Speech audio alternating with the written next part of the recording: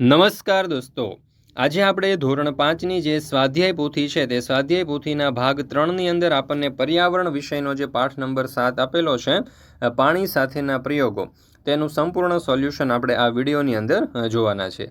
મિત્રો, આપણી આ ચેનલ ઉપર ધોરણ 5ની આ જે સ્વાધ્યાય પોથી છે, સ્વાધ્યાય પોથીના ભાગ 3ની અંદર આપવામાં આવેલા દરેક જે પાઠ છે તેના સોલ્યુશન મુકાઈ ચૂક્યા છે. પછી કોઈ પણ વિષય હોય, ગણિત છે, પછી પર્યાવરણ છે, અંગ્રેજી છે, હિન્દી છે વગેરે. હવે આના પછી તમારે કયા પાઠનો વિડીયો જોઈએ છે, કયા વિષયના કયા પાઠનો, તે તમે જરૂરથી જણાવી દેજો.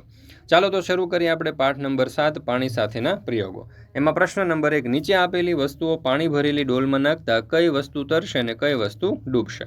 ચાલો, કાંસકો તો તરશે, દીવાસળી તો તરશે, બોટલનું ઢાંકણું તરશે, પેન્સિલ તરશે, કાગળનો ડૂચો તો તરશે, ખાંડ ડૂબી જશે, તેલનું ટીપું તરશે, કાંકરો ડૂબી જશે, રબર ડૂબી જશે અને માપપટ્ટી ડૂબી જશે. બરાબર, તો આ બધી વસ્તુઓ છે તે ડૂબી જશે. મિત્રો, ધોરણ 3થી 10ની જે નવી સ્વાધ્યાય પોથી છે 2025-26ની, તેના તમામ વિષયના કલરફુલ સોલ્યુશનની પીડીએફ તમે વોટ્સઅપ પર મેળવી શકો છો.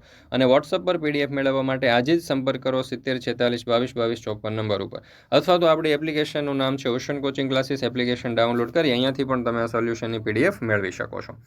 ત્યાર પછી છે પ્રશ્ન નંબર 2, તમારા અનુમાન નોંધો અને કારણ લખો.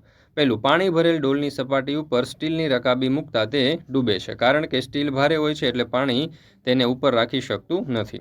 પાણીની સપાટી ઉપર હોડી મૂકતા તે તરે છે, કારણ કે કાગળની હોડી પાણી કરતાં હળવી હોય છે.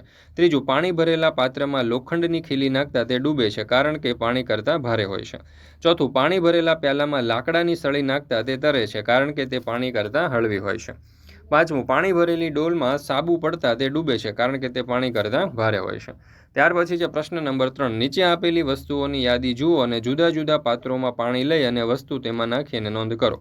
મીઠું, તો પાણીમાં વસ્તુને હલાવતા તે ઓગળે છે કે નહીં? હા, તો ઓગળી જશે. રંગ બદલાય છે? તો કે ના. સ્વાદ કેવો લાગ્યો? ખારો. ખાંડ, તો કે હા, ઓગળી જશે. રંગ બદલાય છે? ના. સ્વાદ ગળ્યો. ખાવાનો સોડા ઓગળી જશે? હા. રંગ નહીં બદલાય, સ્વાદ ખારો. લીંબુ ઓગળી જશે? તો કે હા, એને પાણીને ટીપા નાખે એટલે ઓગળી જશે. બરાબર, રંગ નહીં બદલાય, સ્વાદ ખાટો. હળદર નાખીએ તો ઓગળી જશે? હા, એનો રંગ પણ બદલાશે અને સ્વાદ આવશે તુરો. સાકર નાખીએ તો પાણીમાં ઓગળી જશે, રંગ નહીં બદલાય, સ્વાદ આવશે ગળ્યો. તેલ આપણે નાખીએ તો એ ઓગળી નહીં જાય. બરાબર, એનો રંગ પણ નહીં બદલાય અને સ્વાદ પણ એનો કોઈ આવતો નથી. એવી જ રીતે આગળ મધ, તો એ ઓગળી નહીં જાય? તો કે ઓગળી જશે. રંગ બદલાશે? તો કે હા, અને સ્વાદ ગળ્યો લાગશે. છાશ, તો ઓગળી જશે, સ્વાદ પણ બદલાશે અને રંગ પણ બદલાશે, સ્વાદ ખાટો થઈ જશે. રેતી નાખીએ તો ઓગળશે જ નહીં, રંગ પણ નહીં બદલાય અને સ્વાદ પણ નહીં આવે. માટી નાખીએ તો રંગ બદલી જશે, પાણીમાં ઓગળી પણ જશે અને સ્વાદ નહીં આવે. ઘઉંનો લોટ નાખીએ તો ઓગળી જશે, રંગ પણ બદલાશે. દૂધ નાખીએ તો ઓગળી જશે, રંગ પણ બદલાશે અને સ્વાદ એનો મીઠો થઈ જશે. ત્યાર પછી આપણે ગોળ નાખીએ તો પાણીમાં હલાવીએ તો ઓગળી પણ જશે, રંગ પણ બદલાશે અને સ્વાદ ગળ્યો લાગશે. ત્યાર પછી છે પ્રશ્ન નંબર 4, ઉપરોક્ત કોષ્ટકને આધારે જવાબ આપો. એમાં પહેલું, પાણીમાં ઓગળતી વસ્તુઓ કઈ કઈ છે? તો મીઠું, ખાંડ, સાકર, મધ, ગોળ વગેરે વસ્તુઓ પાણીમાં ઓગળી જાય. કઈ કઈ વસ્તુઓ પાણીમાં ઓગળતા રંગ બદલાય છે? તો હળદર, મધ, ઘઉંનો લોટ, ગોળ, છાશ વગેરે પાણીમાં ઓગળતા રંગ બદલાય છે. કઈ કઈ વસ્તુઓ પાણીમાં ઓગળતા પાણીનો સ્વાદ બદલાય છે? તો મીઠું, ખાંડ, સાકર, હળદર, ગોળ, છાશ વગેરે પાણીમાં ઓગળતા સ્વાદ બદલાય. ચોથું, કઈ કઈ વસ્તુઓ પાણીમાં ઓગળતી નથી? તો લોખંડની ખીલી, રેતી, પથ્થર, લાકડું, પ્લાસ્ટિક વગેરે વસ્તુઓ પાણીમાં ઓગળતી નથી. પાંચમું, પાણીમાં ઓગળતી હોય છતાં પાણીનો રંગ ન બદલાયો હોય તેવી વસ્તુઓ કઈ કઈ છે? તો મીઠું, ખાંડ, સાકર વગેરે વસ્તુઓ પાણીમાં ઓગળતા રંગ બદલાતો નથી. ત્યાર પછી છે પ્રશ્ન નંબર 5, પ્રશ્નોના જવાબ લખો. એમાં પહેલો સવાલ, ચોમાસામાં વરસાદ પડ્યા પછી પાણી ભરેલા ખાબોચિયા કેમ સુકાઈ જતા હશે? તો ખાબોચિયામાં રહેલું થોડું પાણી જમીનમાં શોષાઈ જાય છે અને થોડું પાણી બાષ્પીભવન થઈ જાય છે, માટે ખાબોચિયા સુકાઈ જાય છે. બીજું, આશાની મમ્મીએ કપડાં ધોઈ દોરી ઉપર સૂકવ્યા તો થોડી વારમાં કેમ સુકાઈ ગયા હશે? દોરી ઉપર સૂકવેલા કપડાનું પાણી પવન અને સૂર્યના તડકાને લીધે બાષ્પીભવન થઈ જાય છે, માટે થોડી વારમાં સુકાઈ જાય છે.